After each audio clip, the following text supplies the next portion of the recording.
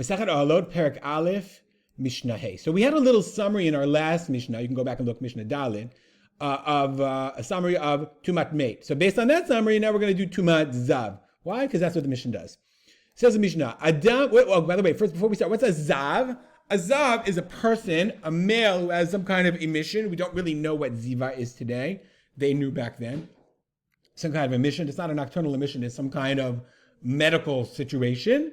And it's a woman who's a Zava is a woman who sees blood not during her menstrual cycle. It's extra menstrual. It's blooded not during her. That's called Dam Ziva. So a Zav is what's called Av Hatuma. Okay, a Zav is Av Hatuma. Is the status of Av Hatuma, as if like a person who touched a dead body. So it says the Mishnah, Adam u'begadim metamim bazav. A Zav can make both people and clothing tamei Zav. Okay, why? How? Kozman shelo perash. As long as you didn't let go, we're going to see. It says, if the Zav touches someone else, he can make that other person's clothing. Alma, if I touch a Zav, so while I'm touching him, my begadim then become tameh. But there are stringent aspects of a person, tameh Zav, and there are stringent aspects of begadim. Okay, sometimes chomer, there's an aspect of adam over begadim, people over clothing, and clothing other people. Why? The person who touches the zav is mitameh other begadim. That's what he means, as long as he's still holding on to them.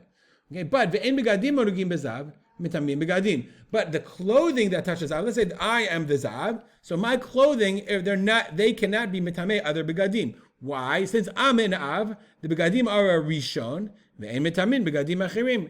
They can't make a rishon, can't make other things tameh. Only an av hatuma can make other begadim or kelim. Rishon can't do it. Once you're a rishon, you can't harm other people. You got your own problems. Okay? Chomer bebegadim, but there's a stringency about the begadim. She'abegadim anosim et hazav mitamin adam. Begadim here means textiles or clothing or cloth. Okay? Who carry means here doesn't mean carry literally, means holds the weight of the zav. They are mitamei adam. Ve'in adam anosei et hazav mitamei adam. But if a person holds, if I lift tumat masa, it's called. If I lift up a zav without touching him, so I somehow find a way to lift him up. I hold him, I pick him up, and he's holding onto a rope. That's tumat masa. I'm a rishon the tumah. I'm not an avatuma. But begadim anosim et hazav, meaning begadim that a person sits on, could go mishkav umoshav. The thing the zav lies on, or the thing the Zav sits on, they become avatuma. And we learn that from the Pasuk.